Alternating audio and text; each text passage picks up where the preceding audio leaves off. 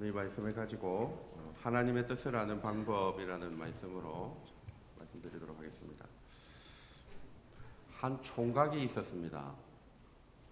하나님이 정해주신 여자가 어딘가에는 살고 있을 텐데 그 여인이 지나가면, 내 옆을 지나가면 내가 알아차릴 수 있게 하나님이 말씀해 주시든지 아니면 딸랑딸랑 소리가 나든지 하나님이 그렇게 해 주시면 좋겠습니다.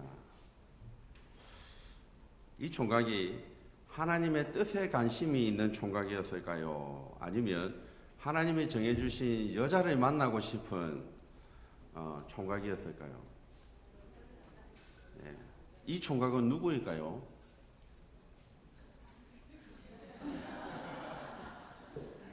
저에 관한 이야기입니다.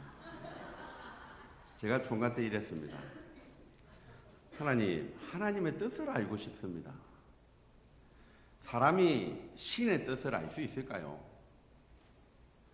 구약 성경을 보니까 하나님이 아브라함아 직접 말씀하시는데 오늘날 21세기에는 하나님이 어떻게 말씀하시는가? 죄인인 인간이 거룩하신 하나님의 뜻을 알 수 있는가? 내 뜻과 하나님의 뜻 중에 어느 것이 좋겠습니까? 당연히 하나님의 뜻이 더 좋겠죠. 하나님의 뜻대로 해야 실패하지 않고 성공할 수 있지 않겠습니까? 이것이 제가 신앙생활하면서 가장 궁금하게 생각했던 것이었습니다. 사람이 하나님의 뜻을 알 수 있는가? 그래서 신학대학교에 가면 좀 가르쳐 주려나 싶어서 목사가 되어야겠다고 생각을 했습니다. 그러다가 신학대학교에서 이 사도행전 1장을 읽다가 큰 은혜를 받았습니다. 사도행전 1장만 통해서 하나님의 뜻을 알 수 있다. 이것은 아닙니다. 하지만 저는 이 사도행전 오늘 읽었던 이 본문을 통해서 하나님의 뜻을 이렇게 알 수 있겠구나를 깨닫게 되어졌습니다. 오늘 이 본문을 가지고 좀 그 말씀을 좀 나누려고 합니다. 예수님의 제자는 12명입니다. 12명이었습니다. 그런데 한 명이 죽어서 몇 명이 되었습니까? 11명이 되었습니다. 그런데 오늘 이 베드로라고 하는 예수님의 제자 중에 베드로가 설교를 하고 있는 내용의 말씀입니다. 설교를 하는데 예수님의 제자는 11명이면 안 돼. 12명이어야 돼. 그래서 한 명을 더 뽑자. 이건 내 생각이 아니고 하나님의 뜻이야. 라고 설교를 하고 있는 내용의 말씀이 오늘 이 사도행전 1장 15절에서 26절의 말씀입니다. 그래서 오늘 이 본문을 통해서 어떻게 하나님의 뜻을 우리가 알 수 있는가를 좀 몇 가지로 살펴보려고 합니다. 첫 번째는 그러면 누가 하나님의 뜻을 알고 또 알아야 하는지 좀 살펴보겠습니다. 첫 번째는 오래된 문제를 가지고 있는 사람들이 하나님의 뜻을 알아야 합니다. 오래된 문제. 저와 여러분들의 기도의 제목 중에 오래된 기도의 제목, 눈물의 기도의 제목, 간절한 기도의 제목들이 아마 다 있을 겁니다. 여러분, 기도의 제목이, 기도의 응답이 드디어 오면 우리는 염려가 되고 걱정이 되고 궁금합니다. 하나님의 뜻이 어디에 있는가? 마가복음 5장에 보면 12년 동안 혈루병 앓은 여인이 나옵니다. 요한복음 5장에 보면 38년 된 병자가 나옵니다. 그리고 요한복음 9장에 보면 날 때부터 소경된 자가 나옵니다. 12년, 38년, 아니 날 때부터. 그래서 묻죠. 이 사람이 소경된 것이 이 사람의 죄 때문입니까? 아니면 부모님의 죄 때문입니까? 사람은 문제를 만나면 알고 싶습니다. 무엇을? 날 향한 하나님의 뜻을.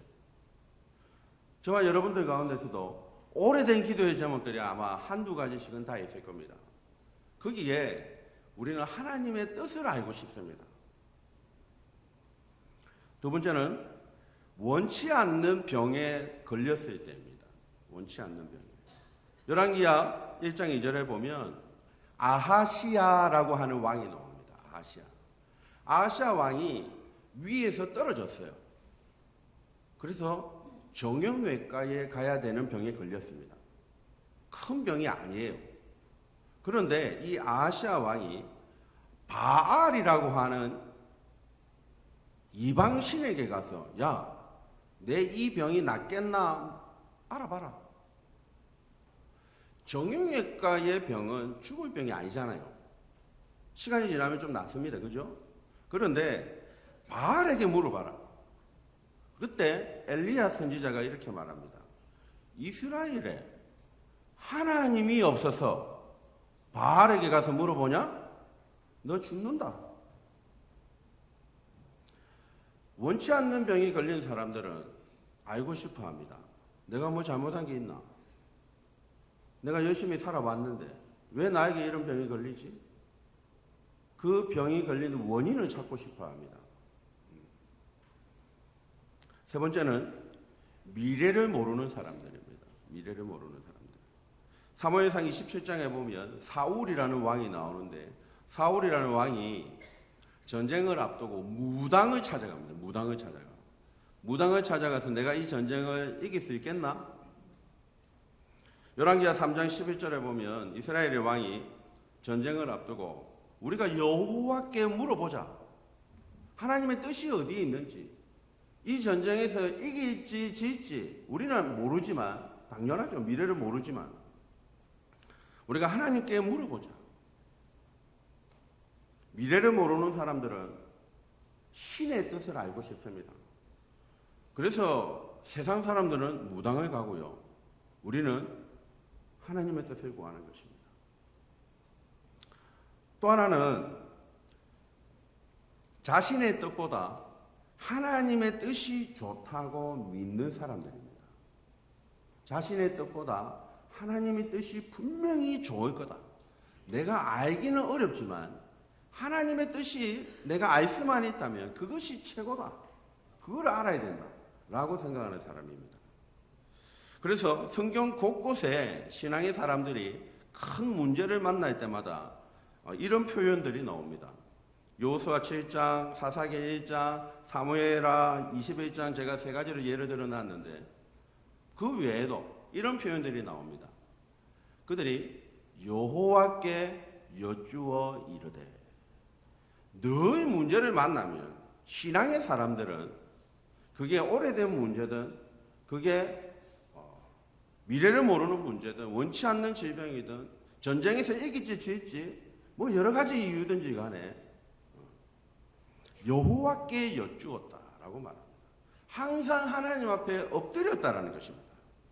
왜냐하면 내 뜻보다는 하나님의 뜻이 반드시 좋기 때문입니다. 여러분 믿습니까? 그래야 우리가 실패하지 않고 성공할 수 있기 때문입니다. 여러분들은 어디에 해당되십니까? 1번부터 4번 중에. 여러분 하나님의 뜻을 알고 싶으세요? 저는 하나님의 뜻을 정말 알고 싶습니다. 오늘 첫 번째는 하나님의 뜻을 어떻게 알 수 있는가?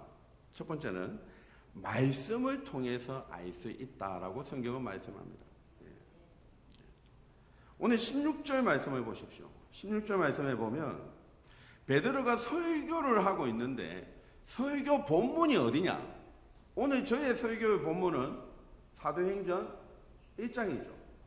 베드로가 설교를 하고 있는데 설교 본문이 어디냐면 16절 말씀입니다. 16절이 어떤 말씀이냐면 시편 41편 9절의 말씀으로 설교를 하고 있습니다. 한번 띄워볼까요? 예, 한번 같이 읽어보세요. 시작.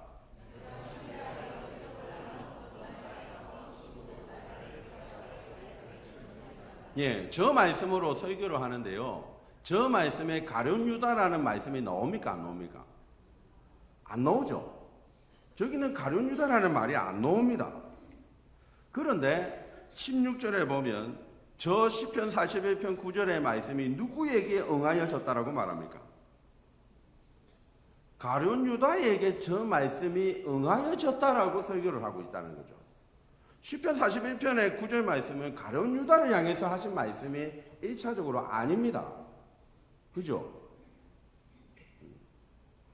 20절 말씀해 보십시오. 20절 말씀도 설교 본문 중에 하나인데요. 20절에 보면 그의 시편에 기록하였으되 그의 거처를 황폐하게 하시며 거기 거하는 자가 없게 하소서. 이건 시편 69편의 말씀입니다. 저기를 봐도 가룟 유다가 안 나옵니다. 그리고 20절 그의 직분을 타인이 취하게 하소서. 이거는 시편 109편의 말씀인데요. 저기도 가룟 유다가 안 나옵니다. 그런데 왜 시편의 말씀을 가지고 와서 말을 하기를 이것이 가룟 유다에게 말씀하신 것이다 라고 베드로가 말씀을 시편을 읽다가 설교 준비를 하다가 지금 그 묵상한 말씀을 오늘 저처럼 설교를 하는 것입니다. 가룟 유다는 제 갈 길을 갔다. 가룟 유다의 자살 문제를 가지고 베드로가 시편의 말씀을 읽다가 그 시편의 말씀이 가룟 유다에게 이루어진 것이구나 라고 깨닫고 좀 더 정확하게는 성경을 해석해서 120명이 모여있는 사람들에게 지금 설교를 하고 있다는 것입니다. 내 뜻이 아니야. 가룟 유다가 죽은 거, 가룟 유다가 죽어서 지금 제자가 12명이 아니라 11명이 된 거. 그래서 우리가 지금 한 명을 내가 더 뽑자라고 하는 거, 내 생각이 아니고 하나님의 말씀에 그렇게 되어져 있어. 라고 베드로가 지금 설교를 하고 있다는 것입니다. 말씀을 통해서 하나님의 뜻을 분별해 내었다라는 것입니다. 시편의 말씀을 읽다가 여러분 감사하는 것이 하나님의 뜻일까요? 원망 불평하는 것이 하나님의 뜻일까요? 그건 명확하게 나와 있죠. 그러니 여러분 이런 기도는 안 맞습니다. 하나님, 내가 이 사람을 좋아할까요? 미워할까요? 가르쳐 주세요. 도대체 하나님의 뜻이 무엇입니까? 이렇게 기도하는 것이 맞아요, 틀려요? 하나님의 뜻은 감사하는 거고 하나님의 뜻은 원수를 뭐 하는 겁니까? 사랑하고 기도하는 것입니다. 항상 기뻐하라. 쉬지 말고 기도하라. 범사에 감사하라. 이는 너희들이 행하신 뭐라고 했습니까? 하나님의 뜻. 명확한 하나님의 뜻도 있습니다. 그 명확한 하나님의 뜻도 이걸 알아야 명확한 하나님의 뜻도 알 수 있겠죠. 하물며 명확하지 않는 하나님의 뜻도 있습니다. 그러면 더더욱 뭘 알아야 될까요? 더더욱 말씀을 알아야죠. 주여 말씀하여 주시고 들을 수 있는 길을 주시고 깨달을 수 있는 지혜를 달라고 우리는 기도해야 됩니다. 말씀을 통해서 하나님의 뜻을 우리는 알 수 있어야 합니다. 그래서 우리가 기도하기를 하나님 영적인 안목과 통찰력을 주십시오. 베드로는 시편의 말씀을 영적인 안목과 통찰력을 가지고 이것이 가룟 유다에게 말씀하신 것이구나 라고 해석하여 성도들에게 설교를 하고 있다는 것입니다. 자, 그러면 그 시편의 말씀이 도대체 어떤 말씀이길래 그 말씀을 통해서 하나님의 뜻을 이 베드로가 분별해낼 수 있었을까? 첫 번째는 성경은 말씀은 하나님의 말씀이기 때문입니다. 16절의 말씀을 보십시오. 시편은 누가 기록했습니까? 다윗이 기록했습니다. 그런데 16절에 보면 누가 다윗의 입을 통하여 기록했다라고 말합니까? 성령이 다윗의 입을 통하여 기록하게 한 것이 시편이라는 것입니다. 이 모든 말씀은 사람이 기록했습니다. 약 40여 명의 사람들이. 그런데 우리는 이것을 사람의 말로 받아들이지 않고 하나님의 말씀으로 믿습니다. 디모데후서 3장 16절에 보면 모든 성경은 하나님의 감동으로 된 것이에요. 사람이 기록했지만 우리는 신의 말로 하나님의 말씀으로 우리는 믿는 것입니다. 그러니 이 말씀이 우리에게 피가 되고, 살은 안 됐으면 좋겠는데, 피만 되면 좋겠는데, 피가 되고 살이 되는 말씀입니다. 두 번째는 성경은 살아있는 하나님의 말씀이기 때문입니다. 16절 말씀해 보십시오. 다윗 시대의 말씀, 지금 사도행전이 기록된 시대하고 시간이 얼마나 지났냐면 약 1000년이 지났습니다. 다윗 시대의 말씀, 1000년 전의 말씀이 이 베드로 시대 1000년 후에 이루어졌다라고 말합니다. 왜냐하면 1000년 전의 말씀이 살아있기 때문입니다. 그냥 좋은 책이다, 이 성경이 고전 중에 고전이다 라고만 거친다면 어떻게 이럴 수가 있겠습니까? 히브리서 4장 12절 말씀에 보면 하나님의 말씀은 살았고, 2000년 전에 예수님이 오늘날 2019년도를 살아가는 저와 여러분들하고 무슨 상관이 있습니까? 예수님이 죽은 분이라면, 예수님의 말씀이 죽은 말씀이라면 그게 나하고 무슨 상관이 있습니까? 그것도 대한민국 예수님도 아니고 멀리 떨어져 있는 이스라엘의 예수님이 나하고 무슨 상관이 있겠습니까? 지금도 살아계시기 때문입니다. 살아있는 말씀이기 때문에 오늘도 지금도 우리에게 말씀하고 계시는 것입니다. 세 번째는 성경은 능력의 말씀이기 때문입니다. 그래서 우리가 하나님의 뜻을 말씀을 통해서 우리가 깨달을 수 있는 겁니다. 마태복음 4장 1절에서 10절 말씀에 보면 마귀와 예수님이 싸움을 하는 내용의 말씀이 있습니다. 예수님이 이 사탄과 싸울 때 예수님의 무기가 뭐였냐면 하나님의 말씀이었습니다. 사탄도 예수님하고 싸울 때 싸우는 무기가 뭐였냐면 하나님의 말씀이었습니다. 두 분 다, 한 분은 예수님이니까 분이고 사탄은 놈입니다. 이 한 분과 놈이 둘 다 무기가 말씀이었어요. 이유가 뭘까요? 자기 힘으로는 안 된다는 걸 알았던 거죠. 그래서 누구의 힘으로? 하나님의 능력의 말씀으로 한판 붙어보려고 했다라는 것입니다. 히브리서 4장 12절 말씀을 같이 한번 읽어보겠습니다. 시작.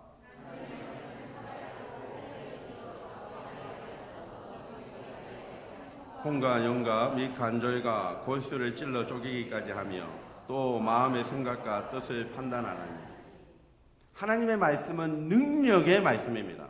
그러니 지금도 살아있어서 우리의 오래된 문제, 간절한 문제, 눈물의 문제, 불확실한 미래의 문제를 하나님이 찔러 쪼개고 그때마다 말씀을 통해서 우리가 하나님의 뜻을 분별해 가야 된다는 것입니다. 하나님의 말씀은 능력이 있습니다. 제가 처음 교회를 나가게 된 때가 초등학교 2학년 때입니다.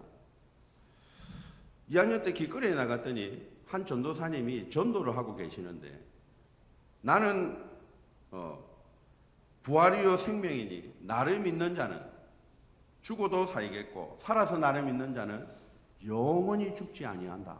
이런 말씀으로 전도를 하고 있더라고요. 그래서 제가 어린 나이에 교회 가면 안 죽나? 좀 전에 우리 엄마가 돌아가셨는데 왜 교회는 안 죽는다고 하지? 그게 궁금했습니다. 그래서 교회를 나가게 됐습니다. 진짜 교회 가면 안 죽는구나. 그때 그 말씀, 요한복음에 나는 부활이요 생명이니 나를 믿는 자는 죽어도 살겠고, 이 말씀이 지금 여기까지 저를 인도한 말씀입니다. 힘들고 어려운 일이 있을 때마다 부활하신 주님의 그 능력, 나는 가보지 않았지만 그 나라가 있다라는 것을 나는 믿고 부활하신 능력이라면 뭐 내 오래된 문제, 내 불확실한 미래, 38년, 12년 날 때부터 아무 문제 될 것이 없다. 하나님은 능력인 분이시다. 우리는 말씀을 통해서 하나님의 뜻을 알 수 있습니다. 예, 제가 7월 달에도 말씀을 드렸지만 말씀 가까이 하십시오. 예, 명확한 하나님의 말씀도 우리가 잘 알아야 됩니다. 그래야 우리가 뚱딴지 같은 기도를 안 합니다. 하나님, 내가 저 사람 미운데요. 어떻게 할까요? 이런 기도 안 합니다. 하나님 죽여주세요. 이런 기도 안 합니다. 명확한 하나님의 뜻도 말씀을 통해서 우리가 아는 거고, A냐 B냐 명확하지 않는 하나님의 뜻도 말씀을 통해서 우리가 알아가려고 애를 써야 됩니다. 두 번째, 하나님의 말씀을 우리가 어떻게 알 수 있는가? 건강한 상식과 이성을 통해서 하나님의 뜻을 알 수 있습니다. 자, 첫 번째는 베드로는 목소리를 높이면서 내 말에 순종해 따라와 라고 하지 않았다는 것입니다. 베드로는 예수님의 대빵 제자입니다. 그의 한마디라면 모든 사람이 그냥 순종하고 따랐을 겁니다.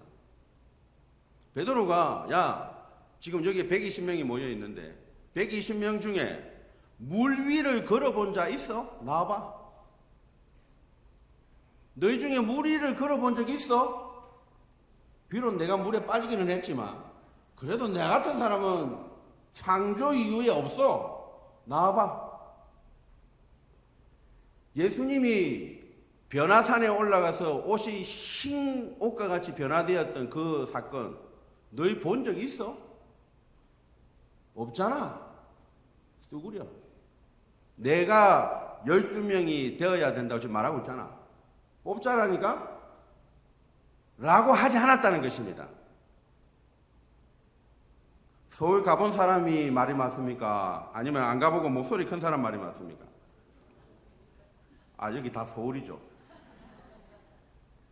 서울 가본 사람의 말이 맞아야 됩니까? 아니면 안 가본 사람의 목소리가 높은 사람, 그 사람의 말이 맞아야 됩니까? 그게 건강한 상식인 거죠. 우긴다고 되는 게 아니잖아요. 베드로가 충분히 그럴 자격이 있고 그런 사람인데도 불구하고 그렇게 하지 않았다는 것입니다. 누구나 납득할 수 있는 제자의 기준을 제시했습니다. 제자의 기준을. 15절 말씀해 보면 지금 여기 마가의 다락방에 모인 무리의 수가 120명입니다. 120명. 120명 중에 누굴 뽑을 것인가가 문제 아닙니까? 120명 중에. 예수님의 형제 중에 한 명을 뽑을까? 그래도 친척이잖아. 아니면 나한테 잘해주는 사람을 좀 뽑을까? 베드로가? 아니면 우리가 지금 여기 모여있는 자리가 마가의 다락방 아니야. 마가의 엄마가 지금 우리에게 이렇게 장소를 제공했으면 누굴 뽑을까? 마가를 뽑아줄까? 이렇게 여러 가지 기준이 있었을 텐데 베드로는 누구나 납득할 수 있는 제자가 누구냐? 기준을 제시했다는 것입니다. 그것이 21절, 22절 말씀입니다. 21절, 22절 말씀 보십시오. 베드로가 한 명을 뽑자. 누구를 뽑을 건데? 그 기준이 뭐냐? 21절, 22절에 보면 예수님의 제자가 뭐 하는 사람이냐? 예수님의 제자는 예수님의 부활하심을 증거하는 사람이잖아. 그러면 요한의 세례로부터 예수님이 부활 승천하실 때까지 처음부터 끝까지 함께 했던 사람들 중에 한 명을 뽑자. 그게 맞다. 마가도 아니고 예수님의 친척도 아니고 내가 지명하는 사람도 아니고 예수님의 제자라면 이 정도는 돼야 되지 않겠냐? 라고 누구나 이해할 수 있는. 그래서 그 120명 모인 사람들이 베드로님 당신 말이 맞습니다. 그게 하나님의 뜻인 것 같군요. 누구나 수긍할 수 있는 건강한 상식과 이성으로 베드로는 이 문제를 해결하고 있다는 것입니다. 그래서 이런 말이 있죠. 성도가 되기 전에 뭐가 되라? 사람이 되어야 된다. 이런 표현이 있습니다. 사랑하는 여러분, 그냥 상식과 이성으로 하나님의 뜻을 분별할 수 없습니다. 어떤 건강한 상식과 이성? 건강한 상식과 이성으로 하나님의 뜻을 분별할 수 있습니다. 그냥 되지는 않겠죠, 이게. 훈련되어져야 합니다. 책도 많이 읽어야 되고, TV도 많이 봐야 되고, 정보도 얻어야 되고, 성경도 읽어야 되고, 예수님의 인격이 나의 성품이 되도록. 예수님이라면 어떻게 하셨을까?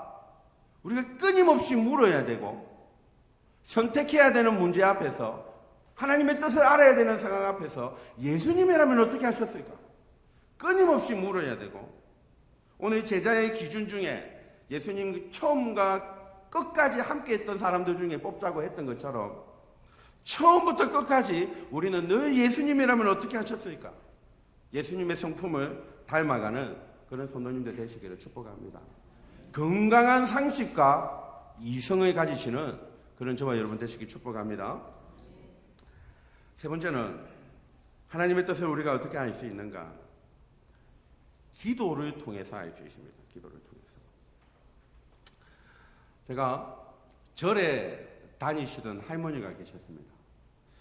절에 다니시던 할머니가 저보고 이런 말씀을 하셨어요. 야, 손자가 목사인데 내가 절에 다녀야 되겠나? 그래서 교회로 바꾸셨습니다. 그런데 제가 할머니를 볼 때마다 절에 다닐 때도 이렇게 하고 있더니 교회 와서도 이렇게 하고 있는 거예요. 목사님한테 인사를 하는데 이렇게 하는 거예요.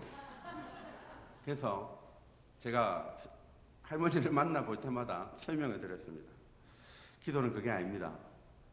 요게 아닙니다. 요렇게 하는 거는 똑같은데 절에서도 요렇게 하고 교회에서도 요렇게 하는 거는 똑같은데 그 기도를 들으시는 대상이 다릅니다. 기도는 대상이 중요합니다. 그래서 24절 말씀해 보십시오. 거기 모여있는 120명의 사람들이 하나님의 뜻을 알기 위하여 기도하는데 기도의 첫 문구를 보십시오. 24절입니다. 그들이 기도하여 이르되 뭐라고 기도합니까? 뭇 사람의 마음을 아시는 주여. 이전 성경에는 뭇 사람의 심령을 아시는 주여라고 번역을 했습니다. 기도는 나의 기도를 들으시는 대상이 누군가, 그게 더 중요합니다. 그래서 마태복음 6장 9절에 보면 예수님께서 사람들에게 너희는 이렇게 기도하라 라고 가르치시면서 너희는 하늘에 계신 우리 아버지께 기도하라 라고 하셨습니다. 기도는 하늘에 계신 우리 아버지께 기도하는 것입니다. 하늘에 계신다라는 것은 나는 땅에 있다라는 것입니다. 하나님은 전능하신 분이라는 거고 나는 피조물이라는 뜻입니다. 하나님은 나의 오래된 문제, 불확실한 미래, 모든 선택해야 되는 문제 가운데서 하나님은 하늘에 계신다라는 뜻입니다. 그리고 그분이 하늘에 계실 뿐만이 아니라 하늘에 계신 우리 아버지라는 것입니다. 그래서 마태복음 6장 26절에 보면 공중에 나는 새를 보라. 오늘 있다가 내일 아궁이에 던질 풀을 보라. 그들도 하나님이 먹이시거늘 하물며 너희일까 보냐. 이것이 기도의 핵심입니다. 하늘에 계신 우리 아버지, 그분께 우리가 기도하는 것입니다. 두 번째는 기도는 믿음으로 하는 것입니다. 믿음으로. 야고보서 1장 6절에 보면 여러분 잘 아시는 대로 오직 믿음으로 구하고 조금도 뭐 하지 말라? 의심하지 말라. 여러분 하나님이 믿을만 하십니까? 믿을만 해야 믿죠. 여러분 저를 믿습니까? 네, 안 믿는 모양이네요. 믿을만 하지 않기 때문입니다. 그런데 여러분 하나님은 믿습니까? 왜요? 믿을만 하니까. 뭘 보고 믿습니까? 예수님에게, 하나님에게 신용이 있든지 하나님이 담보물이 많든지 그 둘 중에 뭔가 있어야 우리가 믿을 거 아닙니까? 하나님 신용이 있습니까? 하나님에게 담보물이 있습니까? 예. 하나님의 신용은 요겁니다. 하나님의 담보물은 예수님입니다. 자기 아들을 십자가에 죽여시면서까지 내가 너희를 사랑한다. 봐라. 이거보다 더 큰 담보물이 어딨노? 의심하지 말라. 믿어라. 하늘에 계신 아버지께 기도해라. 하나님의 뜻을 알 수 있다. 세 번째는 기도는 간절하게 하는 것입니다. 마태복음 26장 38절은 예수님이 십자가 지시기 전에 겟세마네 동산에서 기도한 것, 물이 변하여 뭐가 되는 것? 피가 되는 것처럼 기도하신 것. 간절히 지극정성으로 열심히 간이 저리게 그렇게 기도한다라는 뜻도 있겠지만 기도를 간절히 한다라는 것은 기도를 들으시는 대상에 대한 간절함입니다.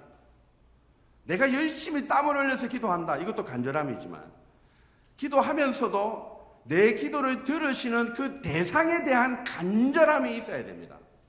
그래서 겟세마네 동산에서 예수님이 초점을 맞춰서 기도했던 것이 뭐냐면 아버지, 내 뜻이 아니고 누구의 뜻? 아버지의 뜻이 이루어지기를 원합니다. 기도를 들으시는 그분에 대한 간절함이 기도에 있어야 된다는 것입니다. 그런데 우리의 기도의 간절함은 온통 나의 것으로 가득 차 있고 그냥 그분은 액세서리처럼 있을 때도 많죠. 사랑하는 여러분, 하나님의 뜻은 말씀과 기도와 건강한 상식으로 알 수 있다라고 오늘 본문에서는 우리가 알 수가 있습니다. 아무쪼록 저와 여러분들도 말씀과 기도와 건강한 상식을 통해서 우리가 하나님의 뜻을 분별하여 은혜를 누리시는 그런 저와 여러분 되시기를 축복합니다. 끝으로 하나님의 뜻을 알게 되면 우리에게 나타나는 정상이 있습니다. 첫 번째는 뭐냐면 우리에게 평안이 찾아옵니다. 여러분 기도해 보셨죠? 기도하다가 평안이 올 때가 있습니다. 그러면 그것은 하나님의 뜻입니다. 하나님의 뜻이 오면 우리가 하나님의 뜻을 알면 나타나는 정상 중에 가장 대표적인 것이 평안입니다. 여러분들에게 평안이 있기를 축복합니다. 시편 29편 11절 말씀을 한번 읽어보겠습니다. 같이 읽겠습니다. 시작.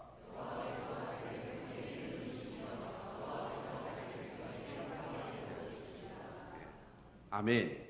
하나님은 우리에게 평강을 주십니다. 하나님은 말씀하십니다. 두 번째는 하나님의 뜻을 알게 되면 문제가 해결됩니다. 교회에 큰 어려움이 찾아왔습니다. 어떤 어려움이냐? 제자 중에 한 명이 자살했습니다. 보통 문제가 아니죠. 제가 섬겨왔던 교회 중에 장로님 한 분이 자살을 했습니다. 사업상의 문제로. 교회가 엄청 힘들었습니다. 손가락질 안 하겠습니까? 세상 사람들이 엄청 힘들었습니다. 가룟 유다, 물론 자기가 잘못했지만 예수님의 제자 아닙니까? 바깥에서 보면 예수님의 제자가 자살한 겁니다. 엄청 큰 문제죠. 그런데 이 어려움의 문제가 하나님의 뜻으로 마띠아를 뽑으면서 교회가 잘 넘어가서 사도행전 2장에 처음에 나타나는 것이 뭡니까? 오순절 성령의 사건입니다. 어려움이 있었지만 그걸 잘 넘어간 거죠. 문제가 해결되는 것입니다. 세 번째는 하나님의 뜻을 알게 되면 세상을 살아갈 인내할 힘을 얻게 됩니다. 인내할 힘을 얻게 됩니다. 여러분 창세기에 보면 요셉이라고 하는 사람이 나옵니다. 요셉은 어린 나이에 형들에 의해서 죽임을 당할 위기에 처했었고 노예로 팔려갔고 성범죄자로 감옥에 갇혔고 힘든 시기를 보내면서 하나님의 뜻이 어디에 있냐? 그게 늘 궁금했을 겁니다. 내가 뭐 잘못했는데? 형들이 왜 나를 시기 질투하지? 왜 내가 감옥에 갇혔지? 왜 나에게 이런 일이 생기지? 그랬던 요셉이 창세기 45장 5절에서 8절 말씀 한번 띄워주시겠습니까? 말씀해 보면 요셉이 저렇게 말합니다. 당신들이 누구냐면 요셉의 형님들입니다. 당신들이 나를 이곳에 팔았다고 근심하지 마소서. 나를 여기에 보내신 분은 누구다? 하나님이다. 라고 결론을 내린 것입니다. 요셉이. 그러니까 나를 노예로 팔고 내가 감옥에 갇히고 이렇게 한 것이 다 누구의 뜻이다?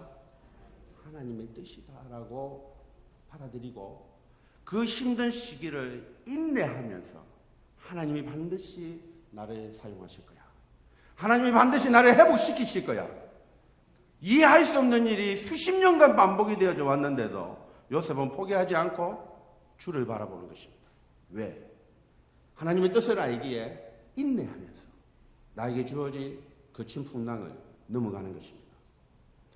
마지막으로는 하나님의 뜻을 우리가 알면 나타나는 정산 중에 하나는 믿음이 커진다는 것입니다. 믿음이 커진다.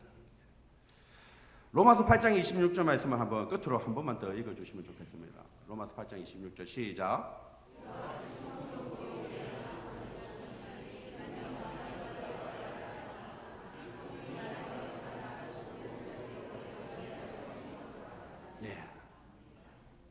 사람이 하나님의 뜻을 알 수 있습니까? 100% 저는 우리가 알 수 있다고 말할 수는 없겠죠.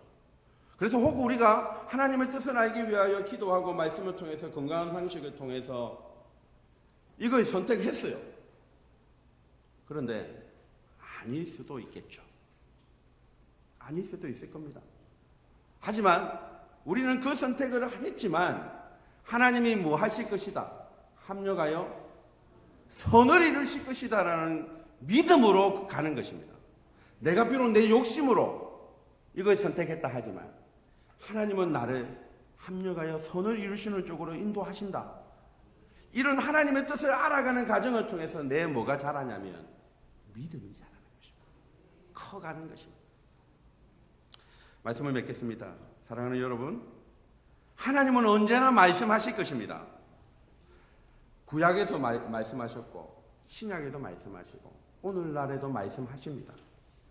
우리가 하나님의 뜻을 알고 순종할 수 있도록 하나님께 관심을 두시고 깨어있는 성도님들 되시기를 주님의 이름으로 축복합니다. 기도하겠습니다. 하나님 아버지, 우리에게 오래된 문제가 있습니다. 하나님, 우리가 원치 않는 병에 있습니다. 하나님, 우리에게 불확실한 미래가 있습니다. 하나님, 우리에게 내 뜻보다는 하나님의 뜻이 좋겠다라고 하는 믿음도 조금 있습니다. 하나님, 우리를 불쌍히 여겨주시고 하나님의 말씀과 기도와 영적인 안목과 통찰력으로 하나님의 뜻을 분별할 수 있는 건강한 상식과 이성을 가진 그런 예수님의 작은 제자, 그런 삶이 되도록 하나님 은혜를 베풀어 주시니 주님 감사합니다. 2019년도도 여기까지 달려왔습니다.